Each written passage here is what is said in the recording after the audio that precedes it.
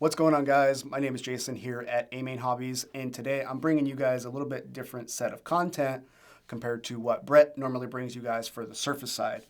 So this is a radio control helicopter.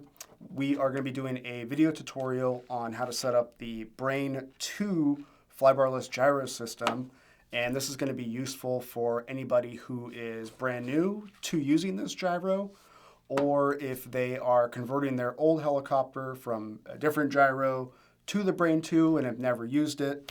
So this is what this video will be for. We're going to be using the brand new Spektrum NX8.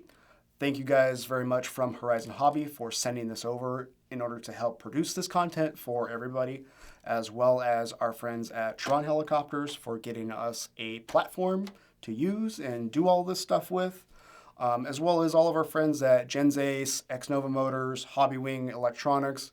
Love you guys to death. You guys make amazing products, and we couldn't do any of this without all of your support. So thank you guys as well, and let's get into the content.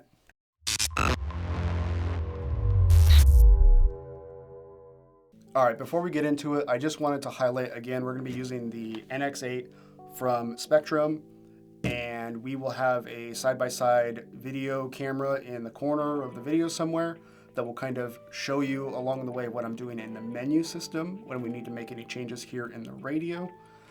Now, the changes are, very generic, but every radio system has its own kind of menu, its own kind of programming language.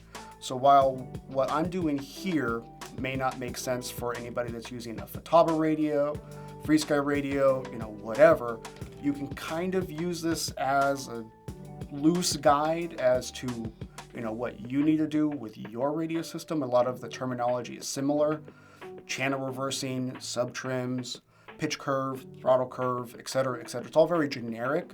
Again, just each ecosystem within the radio uses different terminology, and of course it's in different menu locations. So you can kind of use this as side by side if you don't have a Spektrum radio system. But for Spektrum users, this is going to be fantastic. You can almost follow me, side by side. This is the newest radio from Spektrum, again, the NX8, but a lot of the more recent Spektrum stuff, the Generation 2 radios, DX8, DX9, DX6, etc., likely is all going to have the same menu system. So that will be excellent, again, allowing you to follow along side by side with what I'm doing here. Okay, so just a couple things before we actually get started, and I want to prepare you guys for, so that way we don't have to backtrack as much as if we weren't so prepared. So first and foremost, we're going to need a Windows-based laptop or desktop computer. Unfortunately, there is not a program that works with Mac natively. So if you are using Mac, I would suggest using a dual boot and loading Windows into your Mac if at all possible. Again, that's just because we need the program to communicate with the gyro and set up all of the settings and program everything, and it's only available in Windows. A question I do get a lot is, can I set up the model with a Bluetooth connection, whether it be from my computer or from a tablet or a smartphone? Some of the Brain2s offer Bluetooth, so this is a really common question. And for the first time setup with a helicopter, because everything's brand new, we don't know what's going to happen, there's so many variables involved, I always suggest using a computer so that we're hardwired to the gyro system, and that prevents any data loss possible, again, because we're hardwired. As you know, with Bluetooth, it's wireless, it's a little bit slower than a hardwired connection, and I would just absolutely hate to see something go wrong because of a potential loss of data doing a wireless Bluetooth connection. So always, please, always, laptop, desktop, whatever, USB cable to the helicopter. By far the best way to do it for the first time. Once the helicopter's been flown, of course, absolutely, you can do the Bluetooth tuning, make adjustments, etc., etc. It's only for the first time to make sure that the helicopter flies properly, and then from there, Bluetooth all day long. The next thing that we want to make sure of is our radio. We want to completely start with a new model. We want to start with a new model because if we're using something that's already programmed, you may know exactly what you've changed. And if you do, awesome. If you don't, starting with a new model is gonna be easiest because everything is kind of default from the factory and we don't need to change a whole lot. So I'm gonna make a new model on the radio. You guys are gonna see everything kind of live, what we need to change for Spektrum specifically, so that we can have all of our functionality for the Brain system. So I'm gonna start doing that now. Okay, so here we are with our NX8 radio. And as you can see, I've already pre-programmed some stuff into this particular model. What I'm going to do is actually create a new model so that we have a fresh start. We can access this in one of two ways. If the radio is already powered on, like it is now, you can click the button and scroll down all the way to the bottom, where we go to System Setup. This is going to say we're going to turn off the radio power, and that's totally fine. And we're in the System Setup now, and we're going to scroll down to Model Select. We're going to add a new model, and we're going to create a helicopter. Okay, so the model's created. As you can see here, it's number 2, helicopter. I'm not going to bother naming it. Of course, if you guys want to, totally fine, but for the video, we're just going to leave it alone. Model type, irrelevant. We told it that it was a helicopter to start, so that's perfect. Again, model name, completely ignore it. Swash type, I will go into this. So the Brain2 needs what's called normal swash plate in order to function properly when the radio is controlling it. This just simply means that one channel output, elevator, aileron, rudder, pitch, whatever, one channel input from the radio is a single output to the gyro. The gyro does all of the conversions in order to make all the servos work properly. So swash plate type, you leave it alone. If for whatever reason it's not set to normal or 90 degrees, set it to normal and make that change. The next important thing that we need to do with the Spektrum system, at least, is our flight mode setup. By default, we have our flight modes or our idle ups pre-programmed to the short switch up here at the top left. So flight mode number 1, flight mode number 2. The critical thing that's important is throttle hold is not turned on. So we will want to turn that on. Click the roller wheel, and you can do one of two things. You can scroll through and pick which switch you want it to be, or you can simply just move the switch of wherever you would prefer it to be, and it will pick that switch by default. I personally use switch G, which is the short switch up at the top right of the radio, and I also ensure that both positions are in throttle hold. So right now the switch is away from me. If I go to the middle position, it's in throttle hold, and in the switch position closest to me, also in throttle hold. And you can see the little black dot under the number 2 to signify what position the switch is in. And you can also see that hold will always override the flight mode. So we are in normal mode at the moment. Idle up 1, idle up 2, it's not doing anything. It's always going to be in throttle hold. And then we're out of throttle hold now. Idle up 1, idle up 2, normal mode, throttle hold.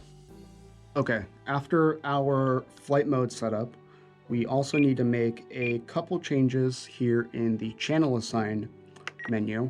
Once we get into our channel input configuration, by default, these are the values that are set from the factory. The items that we need to change are specifically going to be channel 7, aux 2, channel 8, aux 3. Now by default, gear, which is our tail rotor gyro gain, is set to D. When we go into the normal menu and turn the tail rotor gain menu on and map it to a switch, this will change to inhibit. So I can change this to inhibit at the moment, or if we activate the gyro gain later, this will happen by default. Since I'm already in here, I'm going to change this value now. The second thing that we're going to change is channel 7, and that's our aux2 channel. I am changing this to switch B, which is our flight mode. aux2 for the Brain2 Gyro is set to change the setup modes so that you have different configurations, different settings, if you will, for whatever mode that you may be in. You do not need to have multiple modes programmed into the gyro. You can have it as just one single mode, or you can use a different switch compared to me. B, again, is the flight mode switch. You can also set this to C, to where it's on a completely separate switch and you can toggle the modes and not change your flight modes. Normal mode, idle up 1, idle up 2, etc., etc. For me, personally, I prefer it on the flight mode switch. This is going to be your personal preference as to what feels comfortable to you. There's no right or wrong answer. Again, it's just personal preference. The last thing that we are going to change is our channel 8, aux3. This is going to be used for basically bailout, which is where you will hit this switch. The helicopter will basically right itself right side up, add collective, and climb away from the ground, hopefully to prevent a crash. So again, this switch setup is personal preference, whatever's most comfortable for you. Personally, on Spektrum, I prefer to use the bind switch. So I will just touch the bind switch and it will change. Or again, you can just scroll through and pick what input you want to control this particular channel. Again, I prefer the bind switch because it's a toggle, but you very well can use any switch that you like. Just remember that whatever switch you program to, this is going to be the rescue that will basically save the helicopter from a crash, as long as everything works right. So again, we're going to get this set back to the bind switch. Okay, once we've made the changes to these particular channels, nothing else needs to be changed within this menu. All of these values can stay the same. The only other modification that I make within this setup is the trim setup. This menu is for adjusting what the trim buttons do, how many steps it takes for one click of the trim.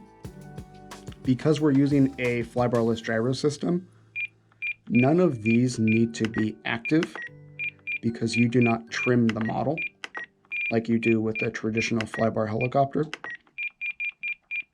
So those can be left alone.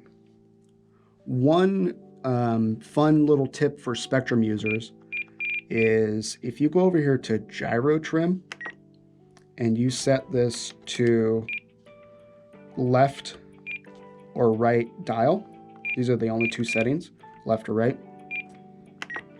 This little trim tab can adjust the gyro gain within the radio without needing to be in the gyro gain channel. So when I'm using Spektrum, I actually like turning this on.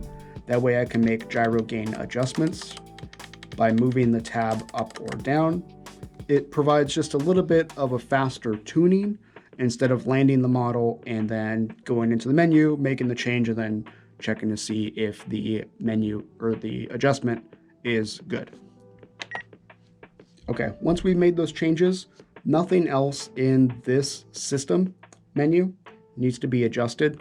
So we can go all the way back up to main, and we can boot the radio and connect the helicopter to the laptop and get going.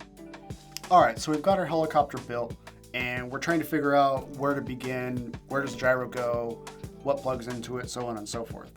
We can use the Brain2 software without being connected to the gyro to figure out where our connections are, and that is done in demo mode. So once we click on demo mode, we can click what gyro we're using and then hit OK. And that will allow us to go through the software without, again, being connected to the gyro and making any accidental changes that we shouldn't. So first step that I always do is go over to our receiver connection, choose what receiver connection type we're going to be using. For our particular example here, it's going to be the Spektrum DSMX remote receivers. Once we make that connection, or I should say once we make that selection, the next menu, which is our connection menu that overviews everything, shows us what cables need to be plugged in where, so on and so forth. So I'm going to cut to a different video that shows various receiver connections, and you can follow along with how to connect the gyro to your particular receiver. For step menu 3, there is a multiple number of receiver connection types that the Brain2 is compatible with. I don't have all of the options here for you, but I have the most popular options below us. So first and foremost, for Spektrum users, the two most common types are going to be this satellite connection with a 3-pin wire, and one or two of these will plug into the side here of the Brain2,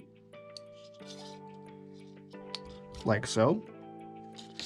And if you are using this connection type, you will be using one of the 3 options at the bottom.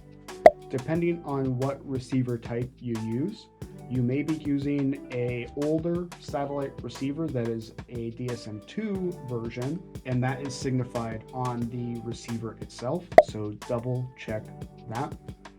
If you pick the wrong item here within the software, basically it will not communicate with each other, so double check this. Today we are using the DSMX satellite, which is the most recent hardware version.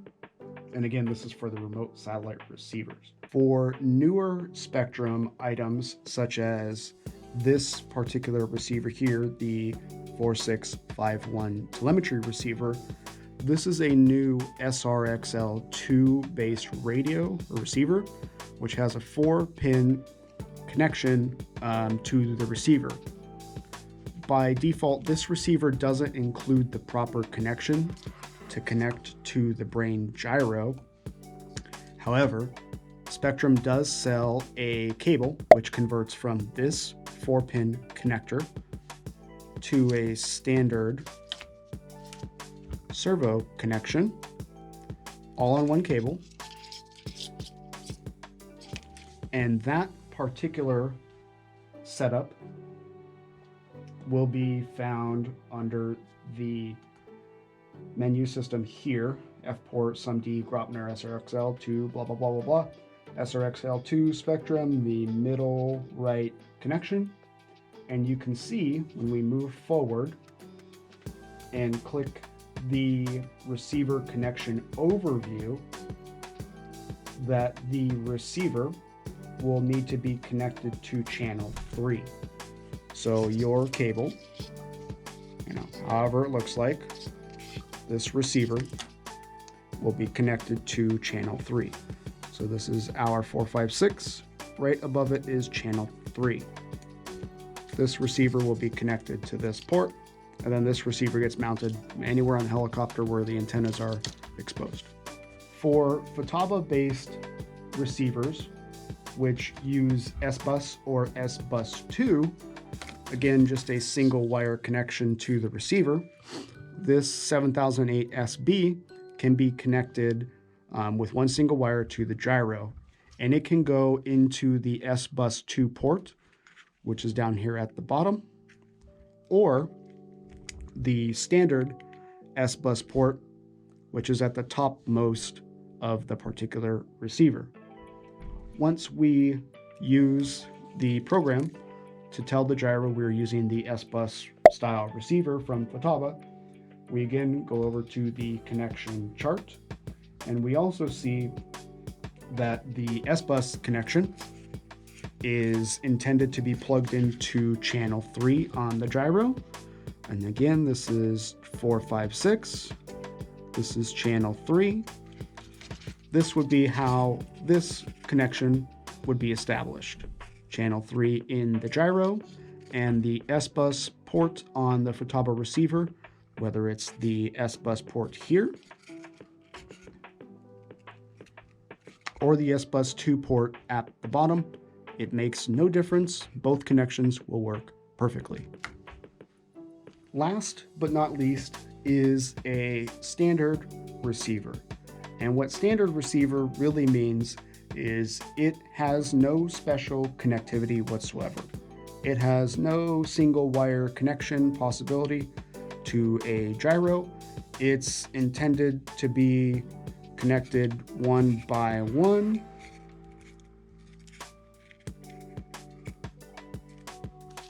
to the gyro itself with these aftermarket cables. So once again, we pick the standard receiver type on the gyro and go over to our connection chart, it will show us how to connect all of these wires to the gyro system. Now, depending on what standard receiver you're using, the connections from the gyro to the receiver will change between brands. For example, on our Futaba-based system, our channel configurations are as follows. Channel 1 is aileron, channel 2 is elevator, channel 3 is throttle, channel 4 is rudder. For Spektrum, it's actually different. For Spektrum, it is throttle for channel 1, aileron for channel 2, elevator for channel 3, and rudder for channel 4. Since we are using a Futaba receiver in our demonstration here, we're going to connect it accordingly by following the wiring diagram in the Brain2 software. We're going to start with channel 1 out of the Brain2. So 456, channel 3, channel 2, and channel 1. It is very important to know that this is plugged in correctly, and then of course plugged in properly for the receiver, so that there's no funny business later on down the road and things are not working as expected. More often than not, if a connection problem happens with one of these two, something is plugged into the wrong spot, things are just not going to work properly as we expect them to, and I always backtrack to the connections to troubleshoot this first and then take it from there. So again, on our software, channel 1 from the brain needs to be connected to the aileron channel, and again for Futaba, that is channel 1.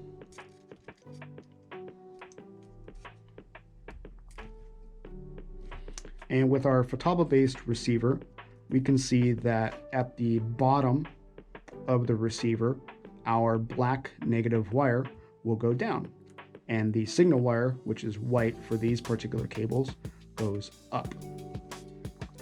Moving on to channel number 2 from the Brain Gyro. So we have channel 1 here. This is now channel 2. Channel 2 will connect to the elevator channel of the receiver, which is channel 2 of our Futaba-based system. Connection done. Channel 3 from the Brain2 goes to the tail rotor or rudder control, so that will be channel 4. Channel 3 output from the Brain2 connected to channel 4. If this was installed on the model, the throttle device would be our throttle channel, and that would plug into channel 3 here. The tricky part for many people is this lovely connector here, we have a single connector that plugs into the gyro for the Brain2, and it outputs to 3 different connections on the receiver. Each of these connectors is actually a signal cable. It's plugged into the topmost connection, just like it is here, even though the colors signify that they are for other connections. Again, just because it's plugged into the top, this is our signal cable. In this scenario, the colors are irrelevant for the position, but it only signifies where they need to be plugged into. This single connection plugs into the brain in channel 4, 5, and 6. And each individual connection will plug into a separate spot on our receiver. Starting with the white cable, this plugs into our pitch channel. For Futaba, this is channel 6. So this is channel 5. This up here is channel 6. The next one is red, and this is for tail rotor gyro gain control. Commonly on all helicopters, this is for the gear channel on the receivers. For our particular Futaba receiver, this is channel 5.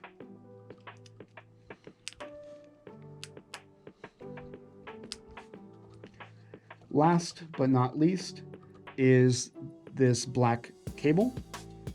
This will be set up, plugged in for our setup selection control, or our flight mode control that is available in the Brain2. This is typically plugged into an auxiliary channel, such as a channel 7 or a channel 8. Based on what setup you have in your radio, typically will dictate where this plugs in to. This is our Futaba receiver here. The video earlier showed that aux 2, channel 7, would be what we use for flight condition control. Even though this Futaba receiver is not compatible with Spektrum, in that setup, this cable would plug into channel 7 and allow us to make changes or select different flight modes from the Brain2 in this particular connection. Once everything is connected, I would suggest double checking quickly one more time, just to ensure things, didn't get mixed up or anything like that. People get in a rush, we get interrupted, whatever. That can affect, obviously us paying attention to this stuff here. And again, if something is not connected properly, later on down the road, something may not work within the software, within the radio, within the gyro, whatever. And again, this, when using the standard receiver connections, this is usually the point of error. So double check these before moving forward. So when we connect the software to the gyro, we're brought to basically step 1. And here at the top, we have step 2, 3, 4, 5, so on and so forth. This software actually has instructions built into the left-hand side for each menu, and it's going to change, based on which menu we're working in. So you can always reference those instructions later by using demo mode for this item. This step 1 is kind of just like plugging in information. You don't necessarily need to do anything within here. You don't need to put in these data values. Some people do, and it does adjust the gyro ever so slightly based on other users and data that MSH has collected. They'll modify the gains and things like that. I'm not going to bother with this at the present moment. The first and most important thing here is the orientation of the gyro and how it's mounted in the helicopter. Based on if the gyro is mounted flat with the wires facing towards the front of the helicopter, the rear of the helicopter, upside down with the wires to the rear, upside down with the wires to the front, or sideways, however you have it mounted. Be sure that that mounting orientation is selected properly within this menu. If it is not selected properly, you will have issues with the gyro correction direction not working the way that it should, and it will cause the model to crash. So double check this. This is extremely important to get correct. Our model has the label facing up, mounted with the wires facing the front of the model. So that is what we're going to select here in the unit orientation. Face up, wires to the front. Now we've already gone through the connections as a pre-setup setup. And again, we're using the Spektrum satellite receivers. And if you don't have them bound, you can click the Spektrum bind button here. Follow the instructions on the prompt. You'll need to do a power cycle as well. And once they're bound, you can move forward. For many of you, your receivers will not be bound to your radio. To bind Spektrum receivers, you can go down to the Spektrum bind checkbox at the bottom, click on the box, and it states turn off the radio, power off the unit, and then disconnect the USB to initiate the binding sequence. So we're going to do that now.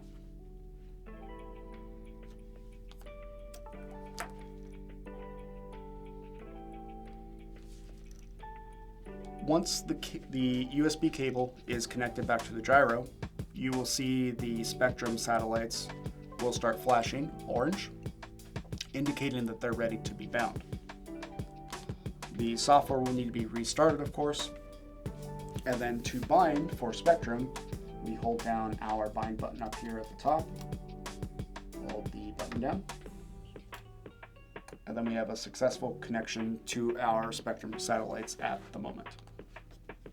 A second incredibly important item to consider is the servo connections and their swash plate type listed here from top to bottom. There are 4 options, and this is going to designate what the swash plate type is for your helicopter, and depending on the orientation of the swash plate dictates what servo plugs into what spot on the gyro. For our particular model, the 2 points of the swash plate are in the front, and the 1 connection point is in the back. That signifies that this 3rd box is how we should connect our servos. So the front right servo is servo 1, the back servo is servo 2, and the front left servo is servo 3. If these are not connected in the proper orientation based on how the swash plate is for your model, problems will pop up later in the setup, preventing a complete helicopter setup, and we're going to need to backtrack to our connections to double check that. Once we are sure that the connections are all plugged in and everything's correct, we can move forward to setup number 5. Setup number 5 is incredibly important. Again, the instructions are here on the left, but basically this is syncing what the gyro needs to what the transmitter is telling the gyro.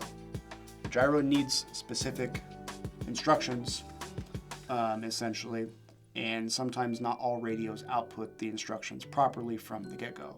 So we will need to make adjustments in the radio, and that is as follows.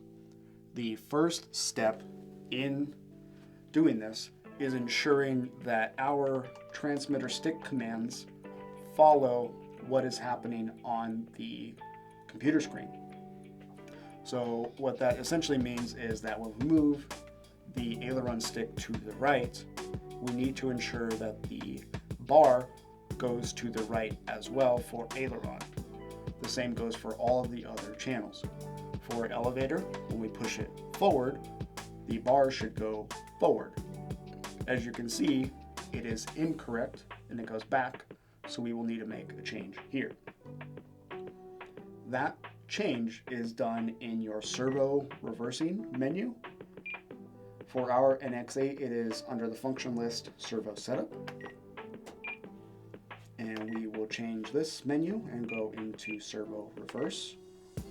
And now we're ready to reverse any channels that we need to.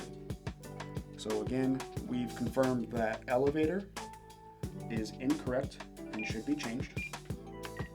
So that is now reversed, and when we push the stick forward, the software also shows that we go forward. Aileron is correct. Nose right with the rudder, and that is actually incorrect, so we will make that change also. Throttle is correct at the moment. The stick is low. It is closed throttle. When we go full throttle, it goes to open. Pitch is also correct in that when the stick is low, it is negative, and when the stick is high, it is positive. Those 5 channels are incredibly important to get correct. Without those being correct, again, we're going to run into problems. The next thing that we adjust is the subtrim. The subtrim is important for the following reason. This is a brand new radio, so this is not a great example. Everything is, again, brand new, so we don't need to make any adjustments. If, for example, when we have no input on the stick and we see some values that are off for aileron and elevator, those need to be adjusted to where they are at 0 when you have absolutely no input on the stick. That would be done by adjusting the subtrim in order to get them to 0. You can see that as we make changes to the subtrim value,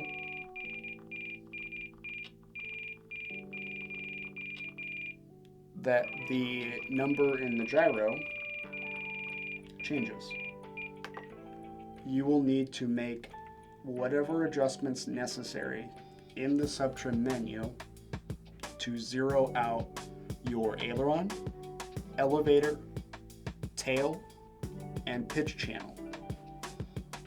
For pitch, we need to ensure that the throttle stick is at mid position, and in the servo monitor of the radio, that channel 6, or the pitch channel, is outputting 50%. So you can see here in our servo monitor, we have pitch and throttle tied together, of course, that once we are at mid-stick, give or take, once we're at mid-stick, the output to the gyro is 50%. It's in the middle of travel, and it's at this position. We again need to make any subtrim changes necessary to ensure that the software is at 0%. Once we have any adjustments done in the subtrim menu, you will need to go to the travel menu. And what we are looking to accomplish here is in the gyro software, you can see the values are not 100% as I move things around. Those values in the gyro do need to be at 100%. In order to get them to 100%, we make adjustments here in the travel menu. Your radio may have a different name for this menu. It could be endpoint adjustment or whatever else it is called, but it's basically adjusting the servo travel. So for our throttle channel, we need to adjust the travel to get to 100% in the software. Well, for throttle specifically, it's actually 0. All the other channels are 100. So we're going to make those adjustments now.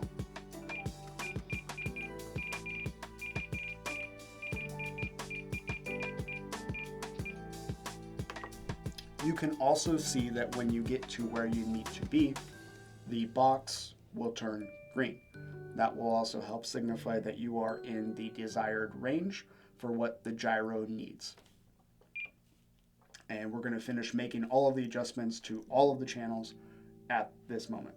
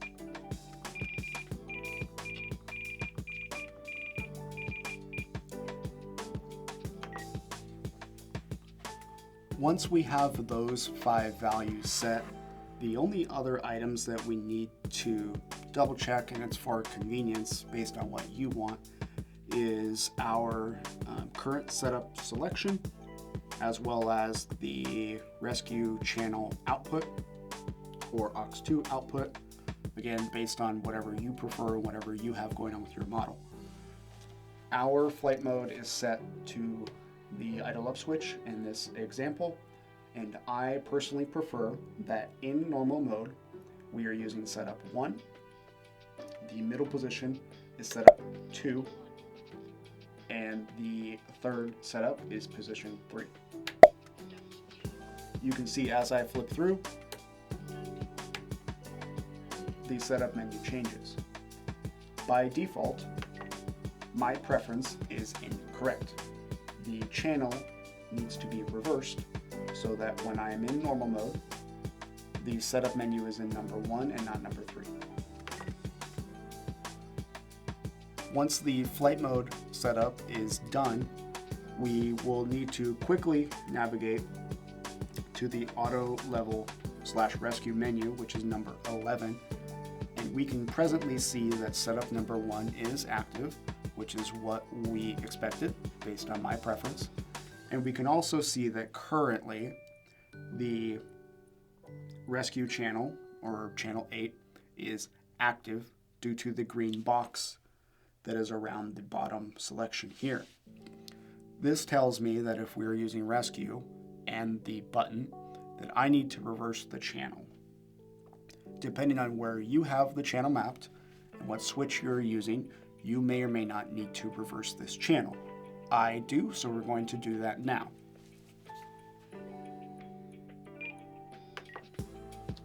Okay, the channel is now reversed, and you can see that when I hit the button for rescue, the menu lights up green, signifying that it's active. This is what I personally want, so just verify that, again, wherever you have this map to, that it's functioning as you intend.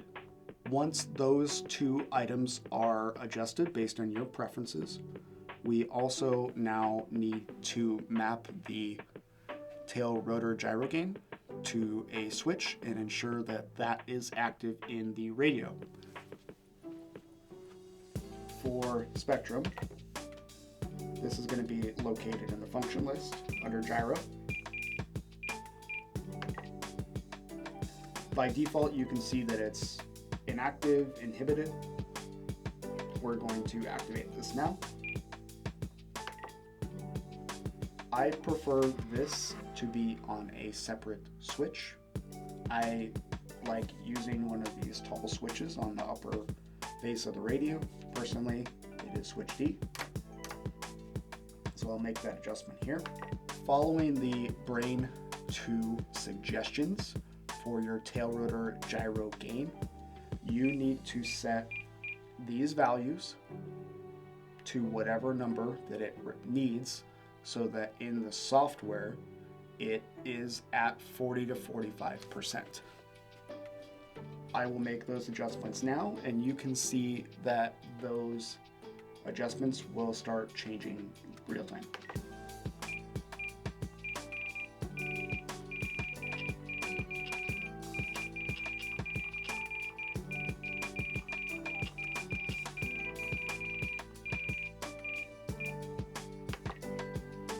Okay, so you can see that at a 57% value here, it is 45% on the gyros software. I also like using two other positions so that I can make quicker gain adjustments if something is incredibly out of whack. So for position 1, I usually go 5 to 10% less than the starting point of wherever I choose it to be. So I will make this number whatever number it needs to be so that it is at 35 to 40% within the software.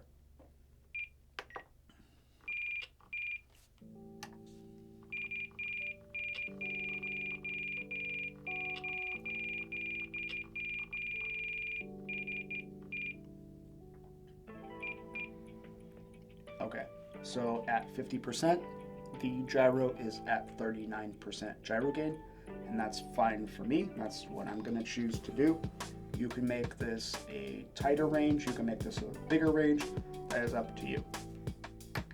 The last position, I personally always use it for rate mode so that I can quickly review the mechanical setup of the tail rotor servo and the tail blade grips quickly without any extra steps needed.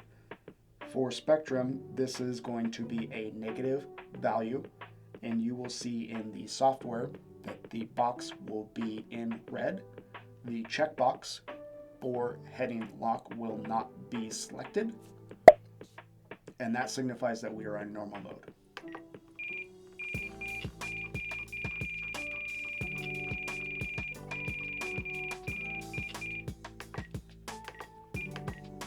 The value of the gain is basically irrelevant. You're typically not going to fly the model very long in this mode, if at all. However, I always choose a lower gain value, such as 30 to 35. For whatever reason, if I may need to be in rate mode, lower value is better so that we don't have any intense gyro lag. Okay, once our transmitter setup is complete, we've ensured the directions are correct. We've ensured that we have 0% in the software when the sticks are at their middle position. We've ensured our tail gain is programmed properly, that our setup switch is mapped accordingly, and that our rescue channel is set up properly. We can continue to set up number 6, which is the orientation of the swash plate as well as the rotor blade rotation direction. Our model has a clockwise rotor direction, and then our swash plate is a 120 degree CCPM swash plate with the 2 points pointing forward towards the nose of the model. So we're going to make this selection here.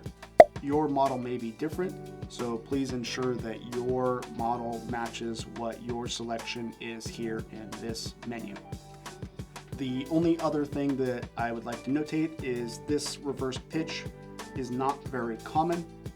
but essentially your model may require this so that if the swash plate travels down to give positive collective, likely you need to change this and activate this menu. Again, not very common, but I just wanted to review that quickly. Next is our servo setup and basically the communication rate between the gyro and the servos, how fast the gyro makes updates to the servos. Based on your particular servo selection, your choices may be different than mine. There is a chart here on the left, and you can make references based on whatever you may have installed. If your servos are not listed on the chart, we recommend looking at the manufacturer's website and seeing if the specifications are published there. If they are not, you can contact the manufacturer via email or ask other users on the internet in Facebook groups and other helicopter forums to hopefully find that information quickly.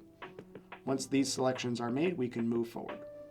It is at this menu point, menu number 8, where we will begin mechanical setup of the gyro and the servos, where we will need extra power to power the servos.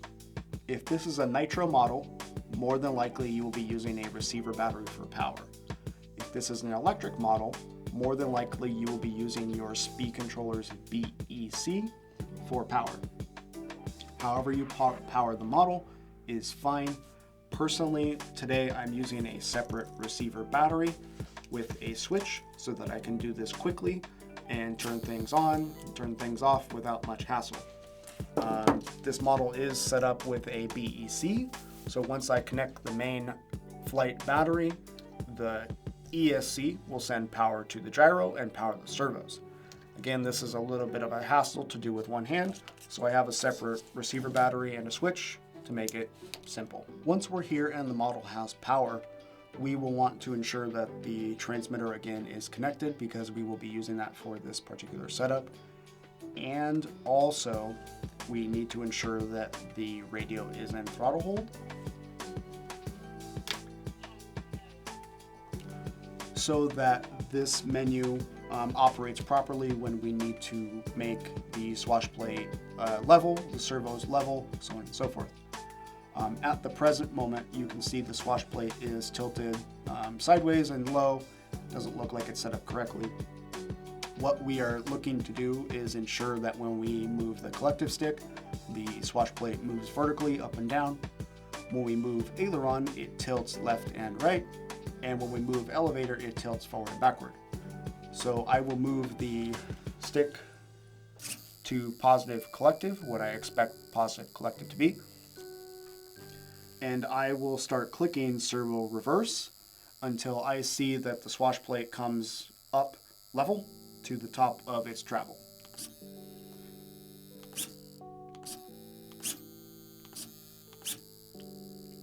You can see now that the swash plate came all the way up.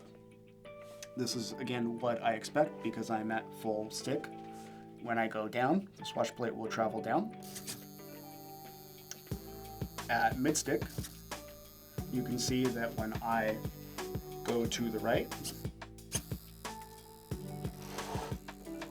the swash plate tilts to the right. When I go left, the swash plate tilts to the left. When I pull the stick back, the swash plate will tilt backwards. And when I push it forward, the swash plate will tilt forward. Once you ensure that whatever value you've set to get the controls acting properly, you're good to go. We can proceed forward with now setting the model level, doing the mechanical setup, getting the servos level, swash plate level, and then the blade grips at 0 degrees at mid stick. The gyro, when throttle hold is active, has this dead zone between 40 and 60% throttle. You can see we're well below half stick, but I have no influence on what the model is doing. The gyro is forcing the servos to their natural center position. And this is where you will want to install your servo horns and get them as close to level as possible. And we will be making finer adjustments within the software at this present time. Currently, I have 2 of the servos already set. I've gone through the model and made sure that those are where I want them to be. We will be focusing on this particular servo at the moment. So I will get the tools necessary to make these adjustments with you on camera. So bear with me while I get that set up. Okay, again, we are at center stick. The gyro is outputting the center signal to the servos, and they're wherever they are, by default. And we've got, we've just put our servo horns on. Depending on the horns, you may make small adjustments or you may make large adjustments to get them centered properly. You can see here that, at default, this servo is not quite level. So to make that adjustment, we are going to be going to servo 3 and making the adjustment here within the software, whichever way we need to do, positive or negative.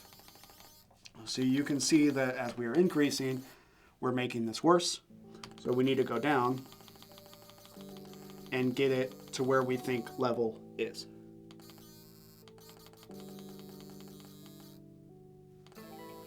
I am just quickly eyeballing this for the video. I will double check this later. You can use a swash plate leveler for your helicopter to get a more precise adjustment. Of course, you can use your eyeball and use a best guess adjustment. That's fine if you feel comfortable doing that. Many people prefer the tool, and it's much more simple to do that. The other thing to consider is some servo horns are special design, and they have what I call a zero sub-trim feature. And I will demonstrate that here shortly. So this implies that we have a servo horn that cannot be, adjusted at all without taking it off and moving it 1 tooth up or down to get a better adjustment. This is going to be for the majority of people out there, and that's why we showed that first, because it's going to apply to the majority of you. This particular servo is equipped with a horn that can be adjusted infinitely.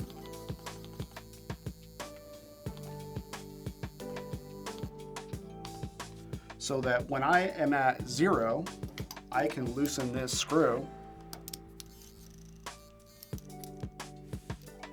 and I have infinite adjustment of the servo horn mechanically. And you can see it, it just falls off because it's not tight. What this allows me to do is zero sub-trim within the gyro that we're using for the Brain2. In this example, other gyros can support this feature. It just needs a servo arm like this, where you can adjust it mechanically rather than electronically.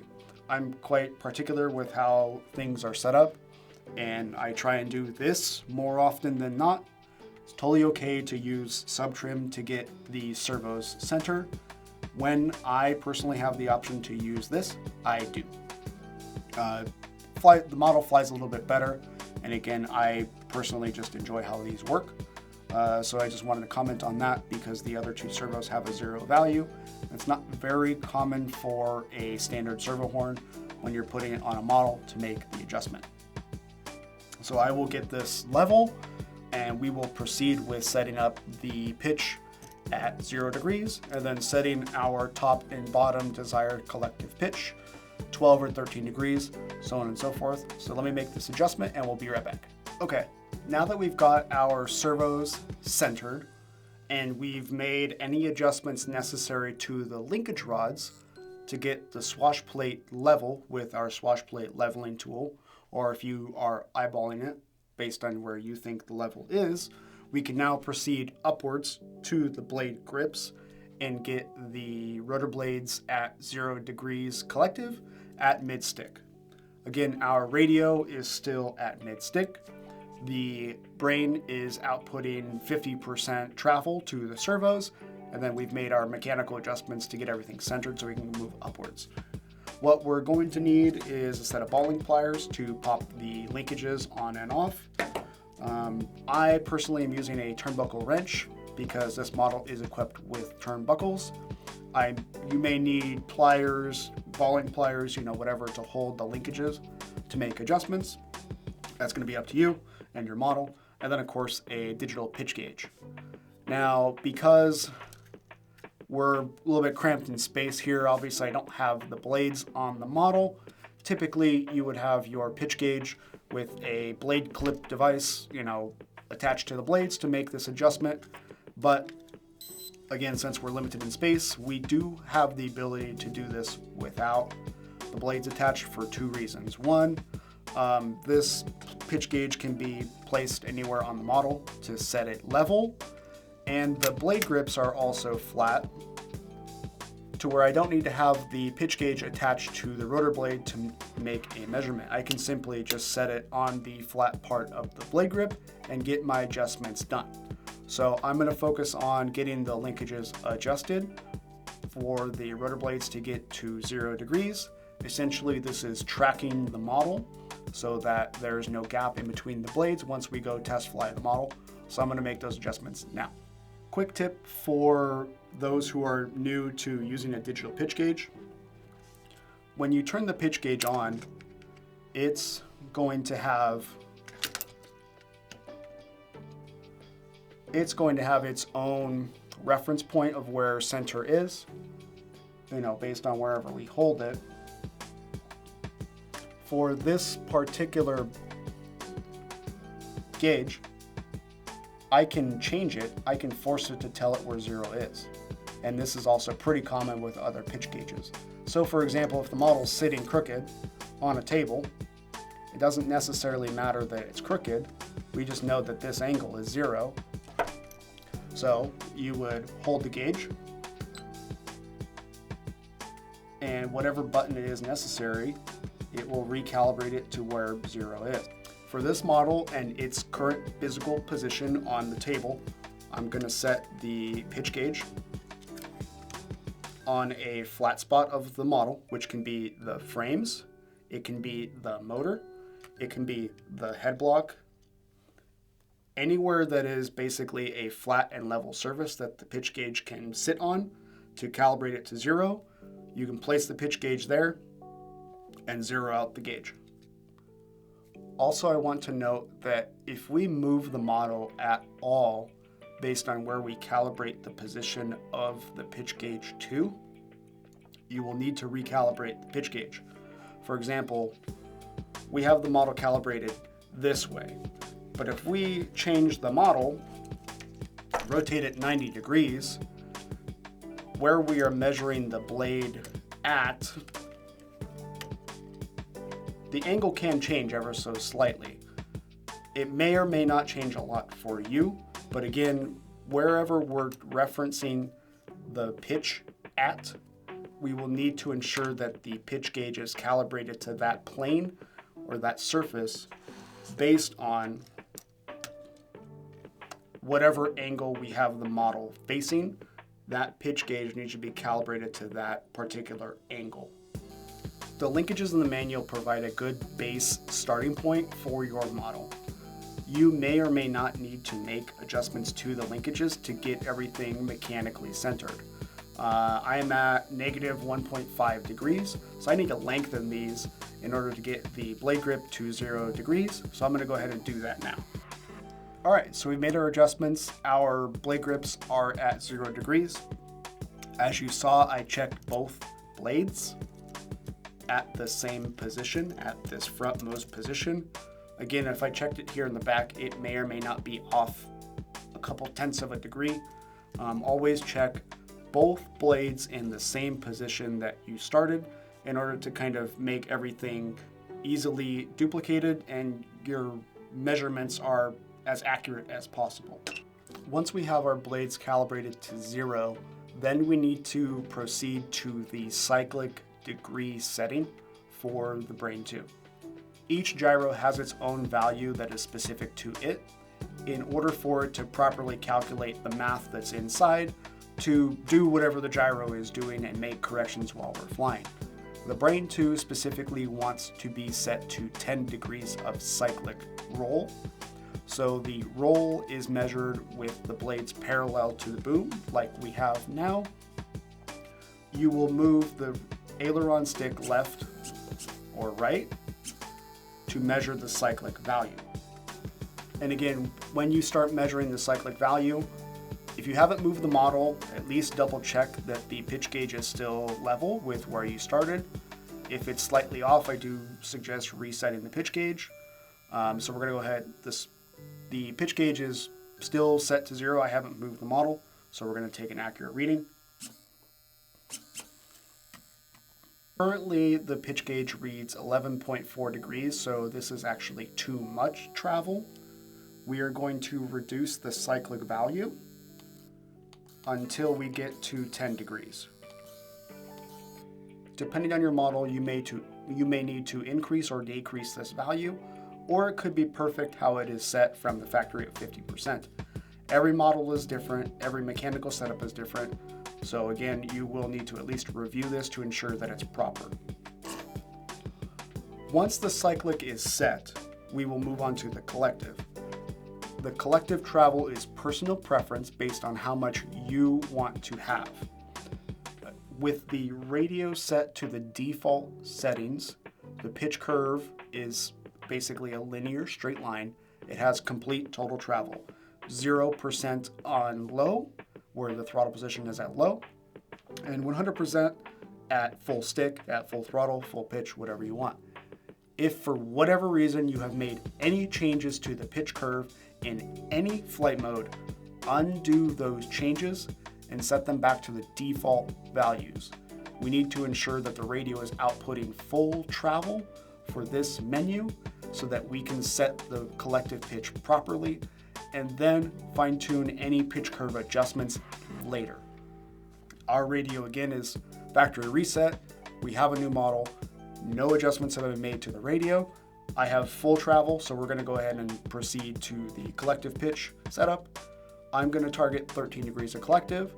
It may be the same for you, it may be less. Plug in whatever collective you want in this setting. Okay, so our collective is set to 13 degrees. Again, my personal preference. Once everything has been double checked and you ensure that you're getting the same value, measure twice, kind of thing, just to make sure everything is in line, you can proceed to now the tail setup. As you can see here, we don't have a tail on the model. I'm gonna go get that installed and we're gonna get into the next setup menu now. Okay, so we've got our tail boom on. I've mounted the servo horn for the rudder servo, and we're gonna proceed to the tail rotor setup within the Brain software. So let's get into it. When we first get into the menu here, the tail servo by default is gonna go to its center position. So this is where you're going to want to install the tail servo arm as best as possible to the 90-degree position. If you can't get it perfect, that's okay. The menu has the ability to adjust it finer to where you can get it centered. I'm using a mechanical servo horn, so I can center it, indefinitely wherever it is without making any adjustments in the software. Many of you won't have that ability, so that will be done again in the computer software. I do want to highlight that again, you should still be in throttle hold so that the menu system and adjustments work properly as outlined in the instructions on the left side of the screen. So again, by default, everything's at center. If you need to make any adjustments, by default, we adjust the center position first. So by increasing or decreasing the value, you can see the servo move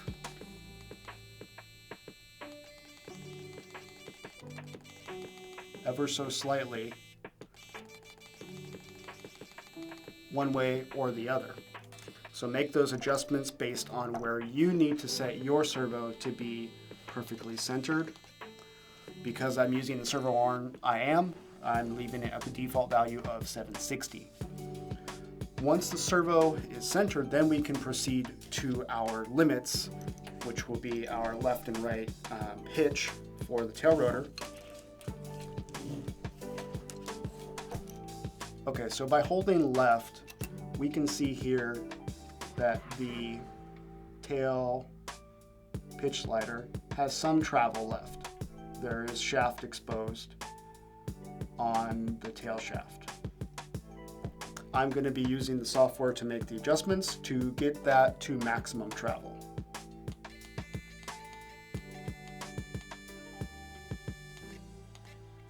You can also hear on camera, hopefully, once the servo reaches maximum travel, most servos will actually start to buzz, indicating they're at a load or they're under pressure.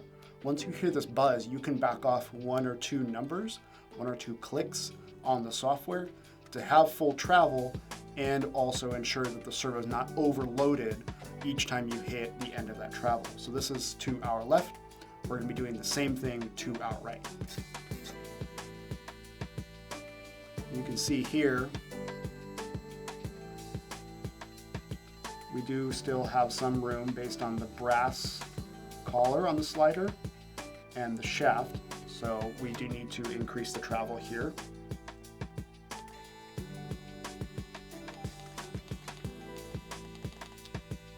And at maximum travel, you can see that there's no shaft exposed anymore. So we've reached our full travel limit. And that is how we complete the tail rotor setup for the software.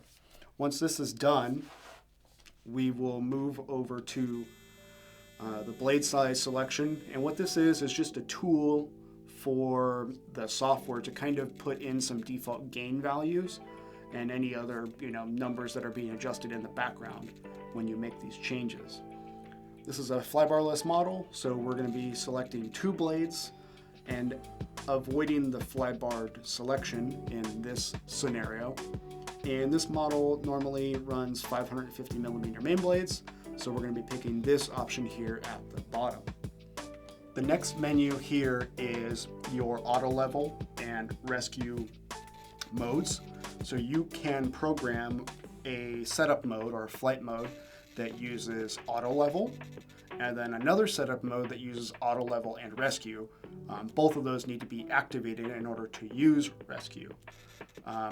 By default, I won't need auto level, so I won't use it personally, but if you did want to do it, be sure that wherever your switch is, the position that you prefer auto level to be activated in, the switch is in the proper position based on your choice, and use auto level is checked off. To set up rescue, the same thing applies. The switch that we use for rescue needs to be activated, which is our button. And you can see here that the aux1 channel is now lit up green. So we will use auto level and use rescue. So only in this particular mode, when this button or switch is activated, we will have rescue. And you can see here, the collective will jump positive and then slowly decrease based on how it's set up from the software and the gyro. The intention is for the helicopter to right itself level and then climb away from the ground, so that's what we're seeing here on the bench.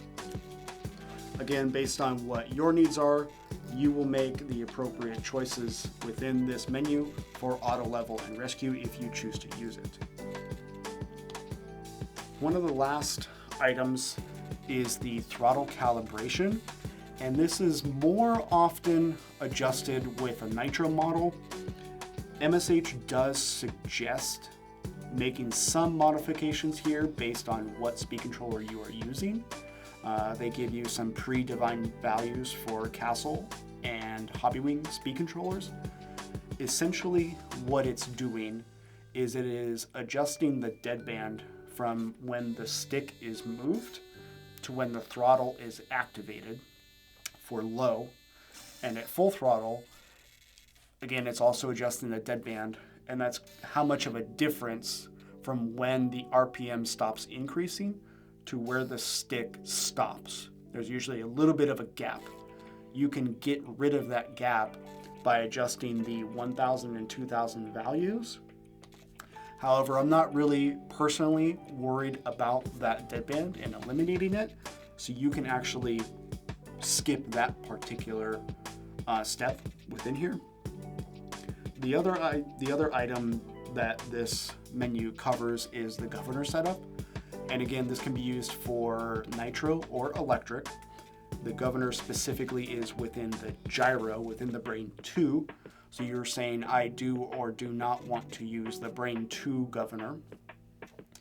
In my scenario here, I much prefer using the speed controller governor instead of the brain governor. So we are completely ignoring any governor setup in the system presently, because again, we're going to be using the speed controller governor and not the brain governor. So we're skipping everything within this menu system. The last item to adjust is your flying style, and this is a flight mode based adjustment and or setup mode based adjustment, however you want to call it, as well as if we are using the Brain2 governor, what setup is activating the brain governor. You can see here the checkbox that indicates yes, we do want to use the Brain2 governor, or no, we do not. In our first flight mode is setup number 1. I will personally be setting this to acrobatic, and what this is doing is basically adjusting your agility or flip and roll rate of the model, how fast it's going to rotate around its axis. You can see here at a beginner setting, the rotation rate is much lower at 30 compared all the way up to 90, and I can even type this in and make it go higher than what these values set by default. You'll need to set each setup mode to the value that you want specifically. So this is setup mode number 1, setup mode number 2, and setup mode number 3. All right, so now that your flight modes are adjusted and your style is set up based on what you want, you're good to go. We just have to double check that the correction direction of the gyro is working properly. And again, if all the steps were kind of followed in order, nothing was skipped, et cetera, this is going to work, exactly as expected. So when we pick up the model and tilt it forward, the swash plate is tilting to the back. It's kind of trying to negate what we're doing with the model. When we go nose up, the swash plate's going to tilt to the front, as expected. And now, on the roll axis, when we tilt to the right, it's going to go to the left.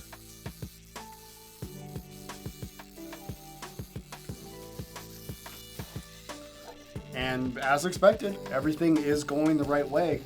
This model will fly, no problems at all. We've set up our collective pitch, the blades are tracked, compensation direction's correct, the tail rotor's going the right way. We are good to go. So that is how you do a basic setup of the MSH Brain Gyro. Thank you so much for watching. If you guys have any questions, drop them down below. Product links are going to be down below as well. And thank you so much for spending your time today with us here at AMain. This is Jason. We'll catch you guys next time.